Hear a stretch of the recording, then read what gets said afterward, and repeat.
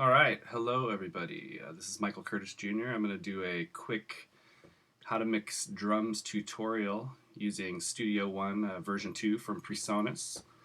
Um, Currently, I've got it set up to use the Audiobox, but in order to do this, I'm going to need to switch it over to the built-in sound card so you guys will be able to hear what's going on. Real simple to do.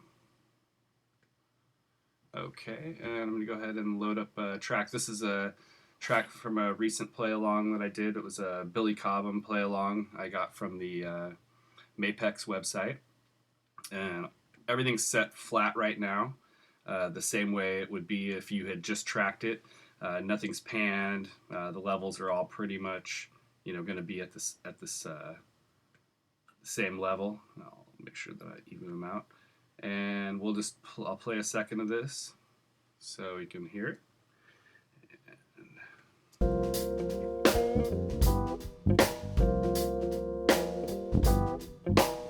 Okay, and I'll play it just without the backing track so you can hear the drums by themselves. Completely nothing on them, nothing on post, nothing at all.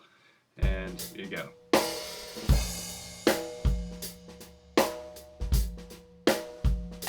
They sound pretty flat, pretty dull, very monotone. Obviously, nothing's panned, so everything's coming in both channels at the same time, at the same place. So you're going to end up getting some phasing, some issues where sounds are meshing into each other and not really blending, but smashing into each other. So the first thing I like to do is, let me just take a second and say this first off the top. In order to get good drum sounds, you got to capture good drum sounds, and that starts with the drum itself. It doesn't mean you have to have a very expensive drum set. It just means you need to take the time to head it properly and tune it. You don't have to go spend $1 million on a drum set. There's drum sets out there in the $400, $500, $600 range that you can record beautifully. A few of those would be like the FS series from PDP. They're little birch drums. They're great. They sound fantastic recorded, and there's a whole bunch of drums in that price range that you can record very well. So don't be deterred by saying, oh well, I don't have a $3,000 drum set, or I don't have it. That's not really important. What's important is taking the time and having the patience to tune your drums and get them to sound good, and then place them properly in the room that you're going to record in. Don't just settle for the space that you have. If you have a room to work in, what you want to do is take the time to move the drums around and find where they sound the best. And then once you've done that, you can then take the time to take your microphones and place them accordingly. And sometimes you might place microphones in weird locations. You might walk around the room and just find a spot where it sounds really good to your ears. You get somebody else playing your drums, and you walk around and listen, and your ears are going to tell you the best solution to anything. So always follow your ears, even if it seems weird. My setup is pretty typical. I've got a kick drum mic, Beta 91. I've got a AKG C1000 on my hi-hat. I've got the top and bottom of the snare drum mic, which is going to be the on the top I've got the Beta 56, and on the bottom I've got the Sennheiser E604, which is just their, the Beta 56 is a neodymium. It's a little higher output microphone. It's good for the snare drum. The E604, I got like a 3-pack that had for miking toms, but it works great for horns. I've used on numerous different instruments, and it's just a great little cardioid dynamic microphone. So I got those on the toms and on the bottom of the snare, and I got the Earthworks TC30Ks on the overheads, which I can't say enough good things about those microphones. Any of the Earthworks stuff is just clear and precise, and it's just amazing. Just amazing sound. Anyways, I could go on and on for days. But again, having a good tuned drum set placed properly in the room, that's got mic'd up to, in a logical way that sounds good, you're going to get a good recording. All these software programs like Studio One, which I've been using now for the last year, after using Logic for 15 years. This is just amazing. It's easy to work through. But anyways, let me get on with it. So what I like to do first off is I like to group my tracks, not in a group, but into a bus, I should say. So I'm taking all the drum tracks. I just basically highlight and select them all by using the shift key, and then I use my output here where it says main. I'm going to go to sub 1, and that's going to put them into sub 1 bus, which is this bus over here. And what that does is it allows me to solo them as a group or apply a group effect to the whole entire drum bus. So after I've done that, what I like to do first off is work on some panning. So right now, as I played it before with this track muted, you can kind of, oh, what's going on there? Oh, I got to set my output for my sub bus. You know what? Let me do this. Let me take these out, this bus.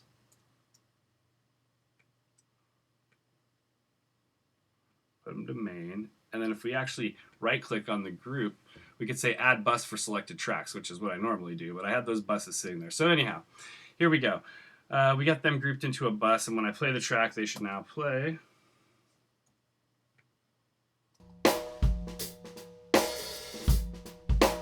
Okay, and you can see they're coming through on the bus. Now, as soon as I get that done, I typically go straight to panning, because your stereo image and placement is, kind of what gives you the fullness of your sound right off the bat and gives you some, some perspective. And I like to mix, not everybody does this. Some engineers like to mix from audience perspective. I personally mix from drummer's perspective, so I tend to pan things as if I was sitting behind the drum set. And that's how I want the listener to hear what I'm mixing. I want them to hear my perspective as if I'm sitting there, as if they're the ones behind the drums. So I pan my left overhead to the left, my right overhead to the right. I tend to pan my toms a bit, just to the left and right, to keep them right out of the middle. It gives it a little more wideness when you use the toms. Also, it keeps them from phasing out on each other if you're hitting at the same time. You also, hi-hat, I usually pan a little bit to the left because that's where it is. The snare, I tend to pan just slightly off-center each way, the left for the top and the bottom to the right. And then the kick drum, I usually leave dead center. Now let's hear what that sounds like, just having those pan and see the difference.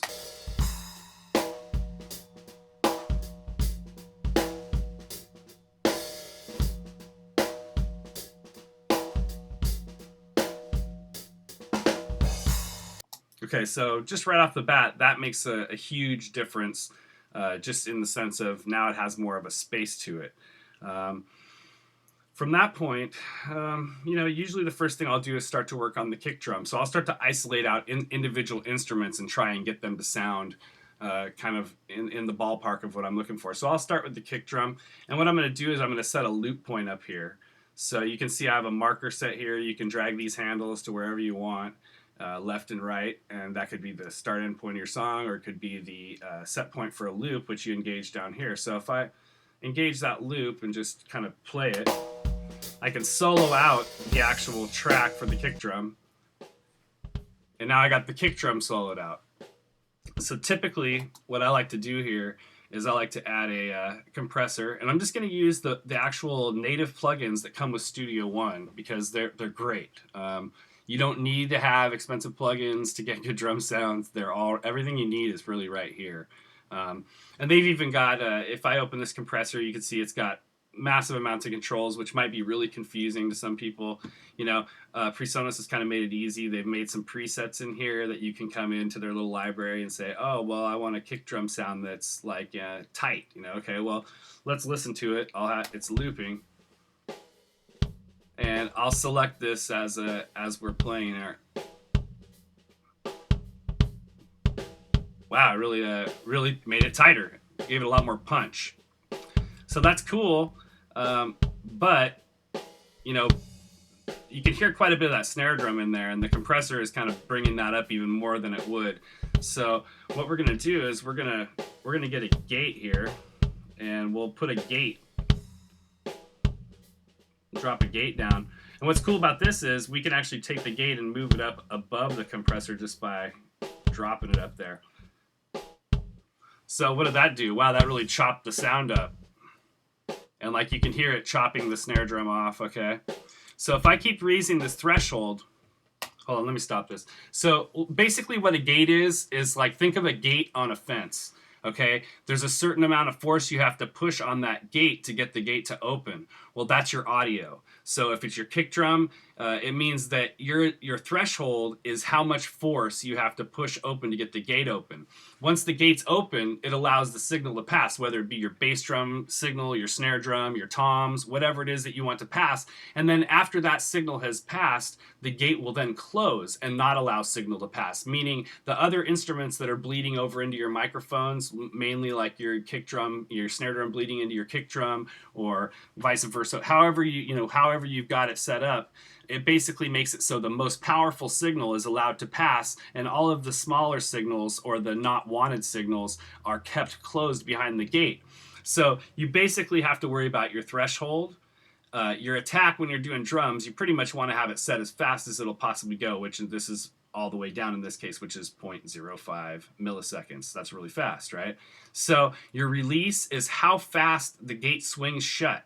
So like everybody's had a gate with a spring on it, boom, and it slams back really fast. Well, that would be like having it set to the lowest value, meaning the gate's going to close really fast.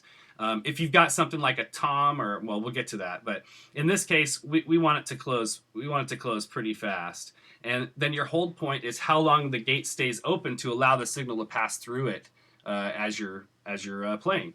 So if I play this and then manipulate it, you'll see what I'm talking about. So right now the snare drum's bleeding through, but we want to make it so it's just the kick drum. And I'm going to take this range and make it close all the way down. So what that does is makes it close even farther. Now I kind of got the kick drum sounds a little bit choked, so I'm going to turn the hold up a little bit, and I'm going to turn the release up a little bit to make it slower, and you can see this meter respond in a slow way. And you can still hear the snare drum bleeding through just a little bit. So I'm going to set the release a little bit slower.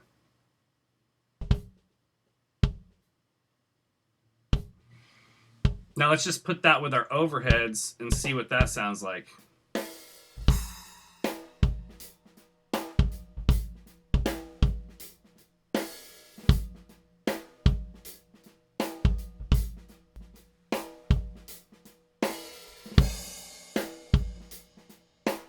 Doesn't sound bad. For some people, that might be good enough, and that's 3 microphones. That's a kick drum and 2 overheads, and of course they're good microphones. Everything is, decent.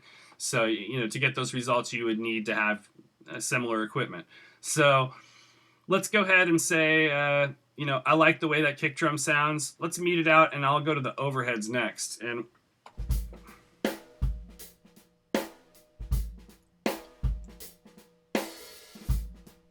what I notice in the overheads is they've got a lot of bottom in them, like where the bass drum is actually being picked up, because these microphones go down to 30 hertz, and my drums are placed in the corner of the room, and the bass tends to collect in corners. So in this case, because I know my circumstances and I can hear it, I typically will come in here and drop an EQ on the overheads, and the very last band of the EQ is actually a low cut filter.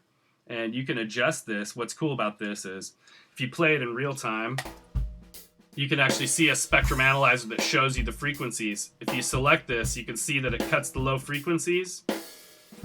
And then what you do is you come down here, and this shows you how steep of a cut it is. So if you want it to be a real sharp drop off,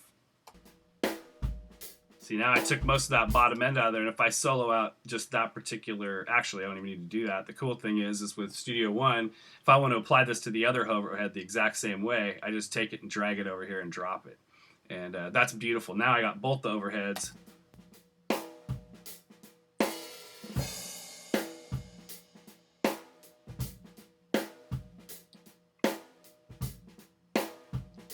Now it sounds a little bit thin, but then when you add that bass drum in, you got to remember all these things have to come together as a in concert, so they all have to blend together. So let's hear what it sounds with the bass drum.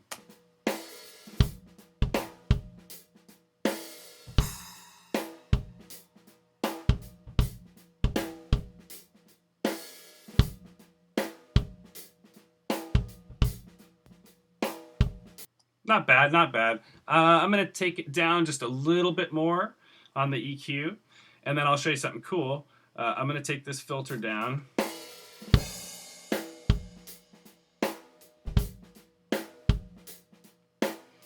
And then I can come up here and save it.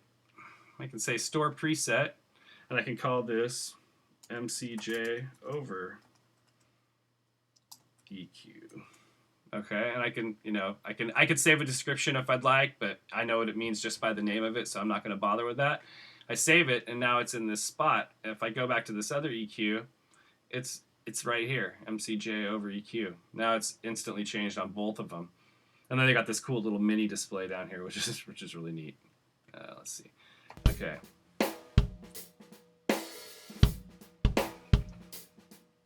All right, so we kind of got that in play. Let's check out the snare drum and see what happens with that. I'm going to go ahead and mute these tracks and solo out the snare drum. Let's first listen to the top one. Yeah, you're like, wow, there's lots of ring in that. Interesting. Let's add the bottom track.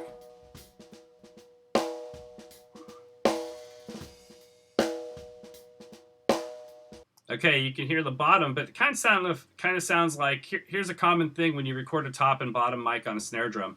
You want to be able to actually change the phase. And they've got a cool little plugin in here called, it's Mix Tool.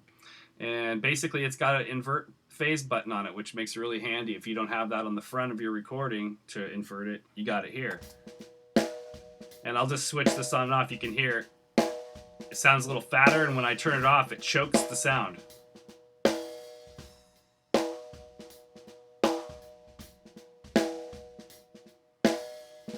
It's very subtle, but it does make a huge difference, because when two sounds that are the same frequency are trying to occupy the same space, they cancel each other out, and that ends up giving you a pinch sound. So basically, I go ahead and I'm not going to do much more to the snare drum right now. I'm gonna leave it alone, and I'll show you in a minute here. So now we've got our hi-hat. Typically on the hi-hat, I'll do the same thing. Let's listen to this in group.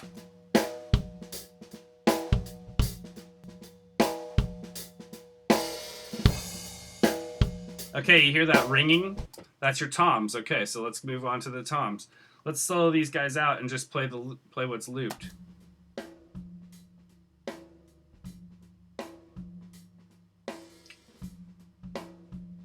Okay, so you're hearing the toms ring out. Well, what we need to do is find a place where the actual toms are being played. So let's move it along up here, and I can see here at this point it looks like they're played.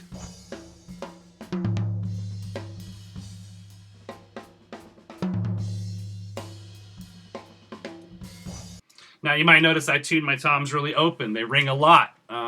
I do that intentionally because I believe that the drums should breathe. They're not meant to be, in my opinion, they're not meant to be taped up or muffled out. I don't muffle any of my drums except for my bass drum. I use the EMAD head on there, and I have a little EMAD dampener inside because I like to have a tight kick drum sound for this type of music. As far as, aside from that, I think if you tune the drums properly, the overtones usually are a true pitch and they're a tone, so that's not a big deal. And if you apply a gate, which I'm going to do here, we'll solo out first just the first tom track, and I'm going to see if I can set a little loop point right here over this little section where those toms are hitting. So same thing here. I'm going to go ahead and pull up a gate, and just the standard gate here in Studio One version 2. It's awesome. And right off the bat, I'm going to crank the threshold up pretty high, because I can see just by looking right here at my wave file that the amplitude of everything else is pretty low in relation to how hard I hit the tom. So these are my actual hits of the tom. These are other notes where you can see I hit the snare drum and it's bleeding through into there. So what we're trying to do is eliminate that stuff out, which in turn is going to tighten up the sound of the drums. And then also we're going to use the release and hold in relation to these waveforms here to adjust the gate and make it so it doesn't choke the tom off and make it sound flat, but yet tapers down and closes pretty close to where the end of the waveform is here. So let's go ahead and play this. Okay, it sounds really choked right now. And let's go ahead and I'm going to make this even smaller loop point so it loops around pretty fast on that drum hit. So right now, basically the hold's not too bad, but the release is what's choking it out. So if I turn the release up,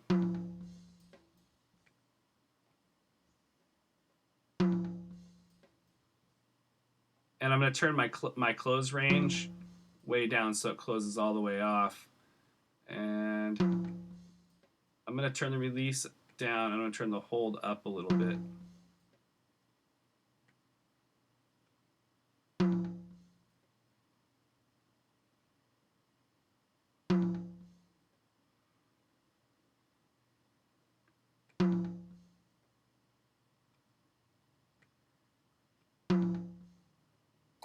Okay, I kind of like that. So that sounds kind of weird right now, but basically if you listen to the rest of the track back here, you're not going to hear anything until that tom comes up, and that's basically what we want. We want to do everything, just keep that basic tom sound going on only when it's hit, and the rest of the time we want it coming through the we don't want anything coming through that channel. So there's other ways to achieve this. You could go through and edit out all of this stuff and cut out everywhere except for where the toms hit. There was a time when I used to do it that way, but the gates work pretty cool, and you can customize it, in the sense of setting everything and dialing it in. It just takes a little more time, but again, now I can save this setting into my bank of settings with the save button, store preset, and I can say, tom 1. And I can save that now. And now it's forever saved in Studio One. If I record this, with the same setup, which I do all the time, I can quickly come in and, as long as my settings haven't changed on the front end, meaning my preamp levels or anything like that, everything should be the same. And so let's go on and do the same thing to this second tom track. And we'll solo it out and take the other one out. And we'll play our loop point here. We'll move it down just a slight bit so we can get both of those hits in. And let's play it with the loop.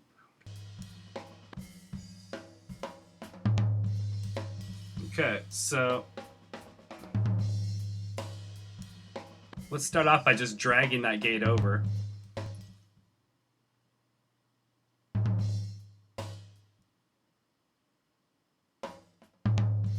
Okay, I'm going to turn the threshold up a little more because it's picking up more of that stuff.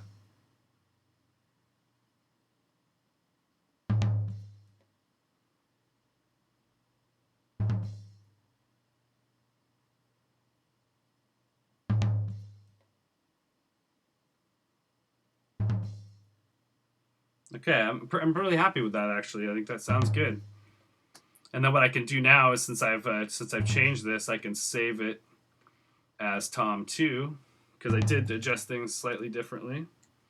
Change the threshold, raised it up a bit higher, and changed the release value slightly. So now we've got that. Let's take those and unsolo it.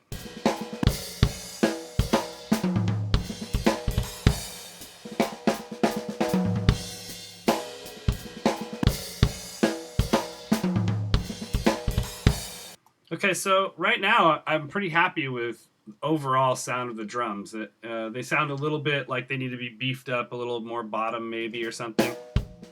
Let's listen to it with the track.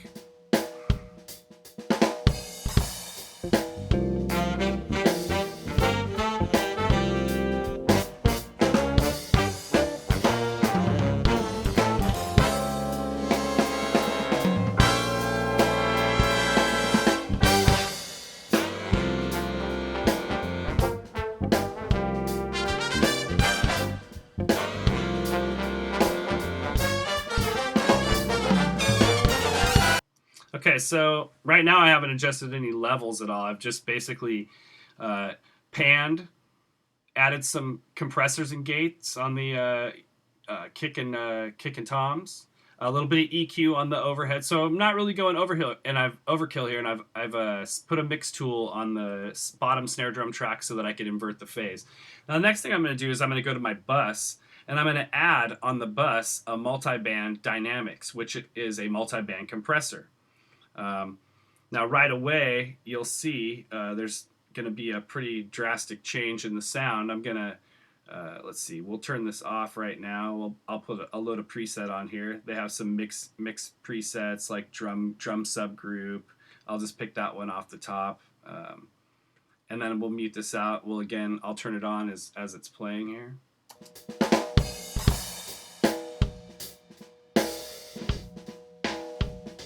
Wow. Now that kind of made it really weird sounding. So let's go to a different one. Let's just go default and let's play it. Oops, default.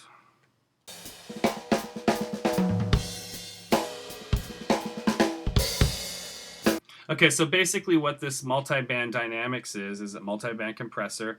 Each one of these sections, here's a section, 2, 3, 4, and 5. No, actually it's 5 sections. And you can see low, low, mid, mid, and high. And basically, this is a compressor that's designed to compress certain frequencies. So for instance, if I wanted to compress and this is the input side and this is the output side. So basically, if we want to compress this high mid-range area frequencies, when I play this,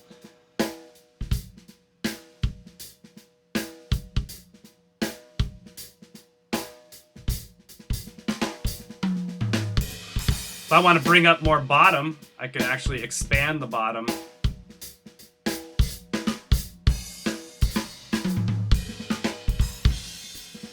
Same thing with the high end, if you like it crispier.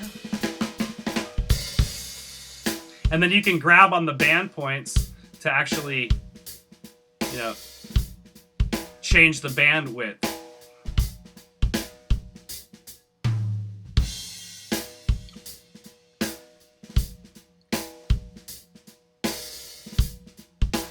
At this point, I'm pretty pleased with the way that sounds. It sounds fat and full.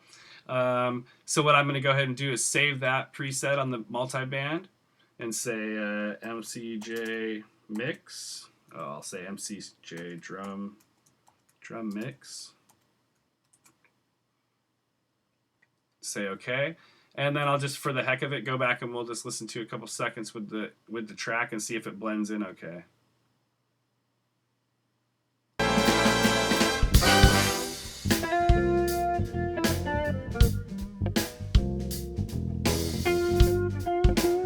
I'm going to bring the hi-hat down a little bit.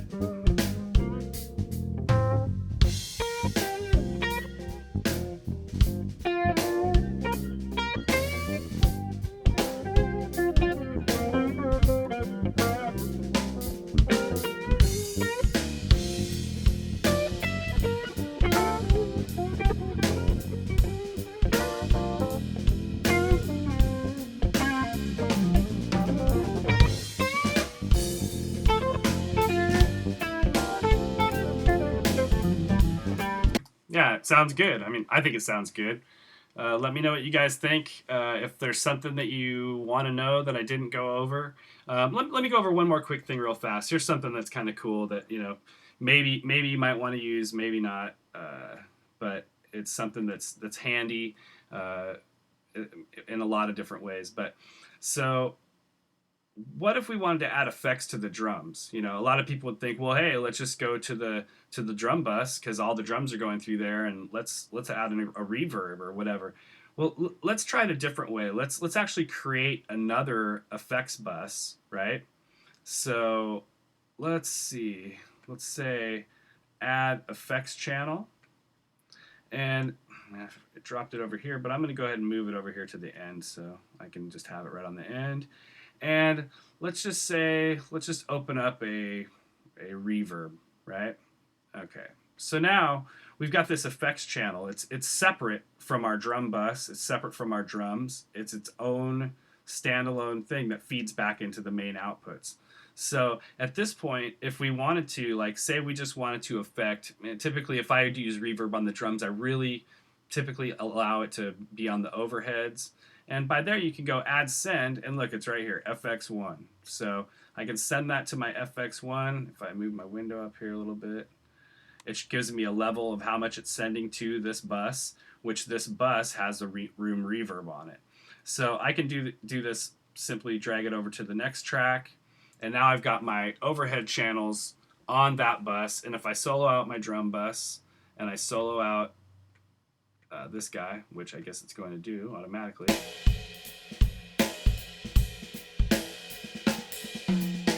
I turn up my mix because it's on a bus.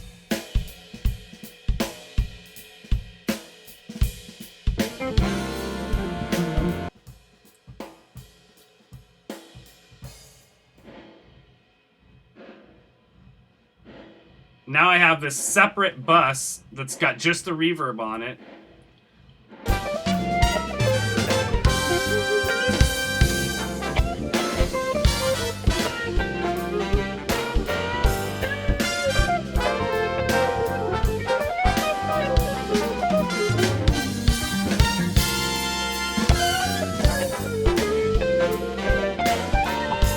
Other cool uses for this is kind of a weird sounding reverb. I just used it for example. But another use for using a bus like that would be like if you had a group of background vocalists and you were wanting to group them all with the same effects, you could use an effects bus like that and then bus as much or little of each person into that bus, and you'd be able to isolate that out without affecting the original signal. And that's the cool thing about this using a bus, is that we're still getting our full mix of the actual overhead tracks straight to the bus, which then feeds to the main, or to the main rather, over here. And then this effects bus is like a separate send that sends to the effects channel, which then is also routed to the main. So we could choose to exclude this. We could automate this.